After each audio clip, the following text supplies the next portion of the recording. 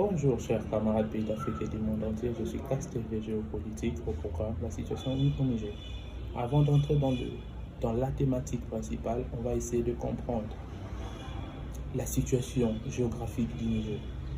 Le Niger, c'est un pays de l'Afrique de l'Ouest, délimité au nord par l'Algérie, au nord-est par la Libye, à l'est par le Tchad et aussi par le Nigeria, à l'ouest par le Bénin, le Burkina et le Mali.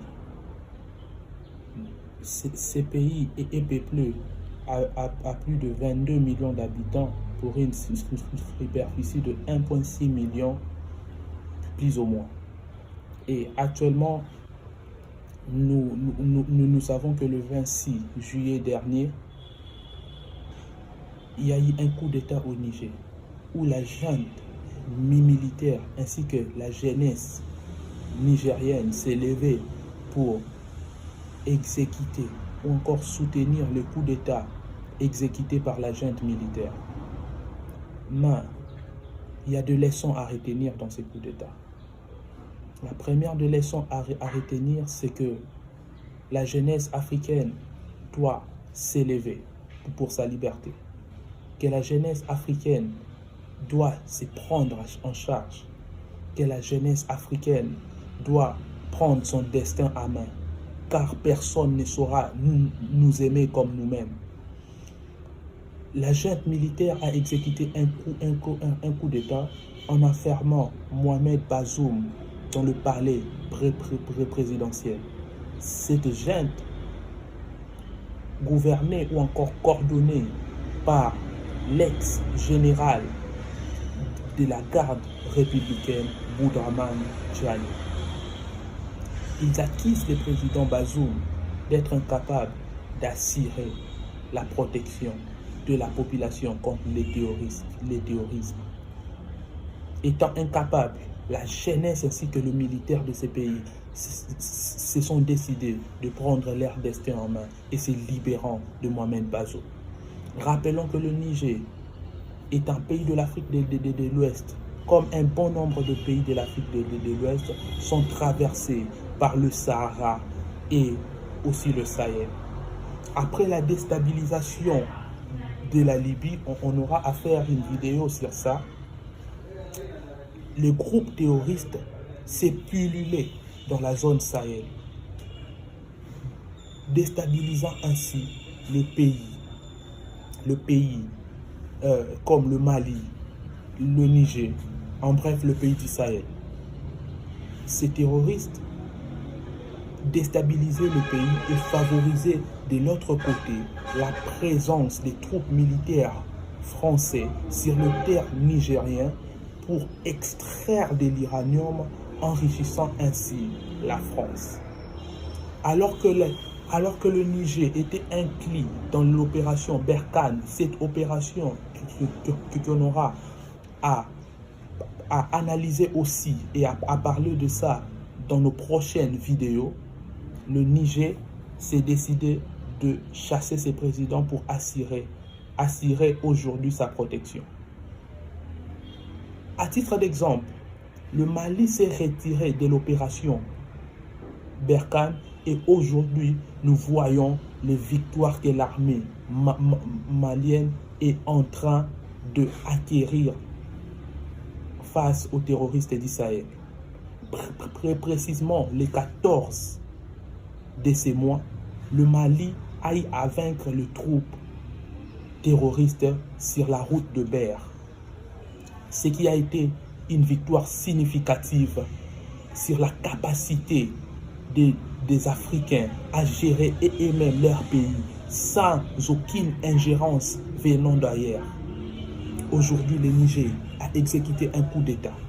Mais il y a des leçons à retenir dans ce coup d'État. Alors que la population était en train de célébrer le coup d'État, car la population estimait qu'elle a maintenant son destin en main, il y a des leçons à retenir. La population nigérienne était en train de brandir les drapeaux russes. Et de l'autre côté, ils ont vendagé l'ambassade de la France au Niger. Essayons un peu de parler du drapeau RIS. Aujourd'hui, il y a un sentiment pro-RIS qui est en train de naître en Afrique et il y a un sentiment anti-français. D'où viennent ces sentiments? Ces sentiments viennent du fait que la Russie est un partenaire qui exerce une sorte de partenariat de gagnant-gagnant avec le pays d'Afrique. Alors que la Guinée a réussi son indépendance en 1958, se libérant ainsi de la France a eu même à prendre le câble électrique à la Guinée et partir avec. La Russie était cette nation qui a eu à rétablir l'électricité au Guinée. Alors que les Nigériens voulaient de leur libération, la Russie est cette nation qui est en train de soutenir la libération du peuple du Niger. C'est pour cela, aujourd'hui en Afrique, est né ces sentiments pro-russes. Mais de l'autre côté, il y a la phobie contre le français. Je tiens à signaler que les Africains ne sont pas en train de diriger leur colère contre la population française, mais les Africains sont en train de diriger leur mécontentement vers le système politique français. On ne veut pas de ces systèmes néocolonialistes. On ne veut pas de cette ingérence politique. On ne veut pas de cette attitude paternaliste que la France exerce sur le pays africain. Aujourd'hui, à titre de rappel, nous savons que la France, grâce à l'uranium du Niger, gagne plus de 300 milliards d'euros par an. 300 milliards d'euros.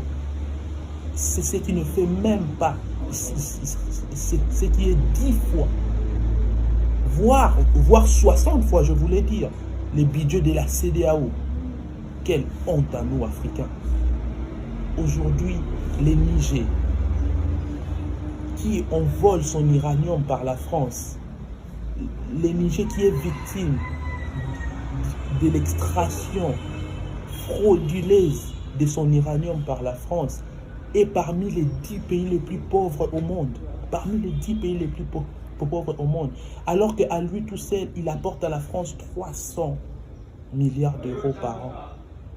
Ce qui est, encore une fois, un défaut de partenariat exercé par la France en Afrique. Je m'en vais aussi à nous rappeler que lorsque la France extrait de l'uranium en Afghanistan, la France fait en fait ce qu'on appelle le confinement du radon. Le radon, c'est un produit radioactif qui est libéré après l'extraction de l'uranium. Ce qui fait que ce radon est toxique pour le poumon. Mais la France ne fait pas la même chose au Niger. Pourquoi? Parce que les Nigériens peuvent mourir. Ça ne dérange pas. Parce que le Nigérien, on peut le voler, en même temps les tuer, ça ne dérange pas. Ces radons sont laissés à l'air libre et la population au Niger est en train d'inhaler les radons au risque de faire le cancer de poumon et beaucoup de maladies au niveau des poumons ainsi que des voies aériennes. Chose que nous sommes en train de condamner. C'est une autre forme du néocolonialisme en Afrique. Aujourd'hui, l'Afrique ne veut pas de partenaires comme la France. Le but n'est pas de changer de colons, mais le but c'est d'aller vers des partenaires en qui on aura un partenariat gagnant-gagnant.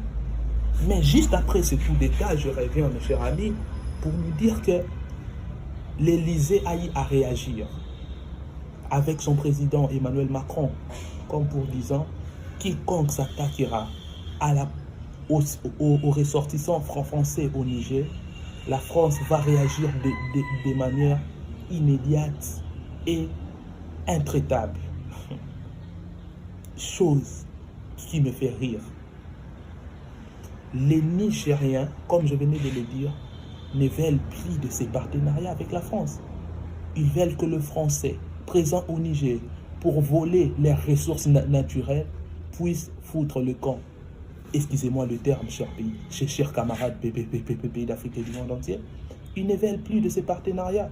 La France doit partir du Niger.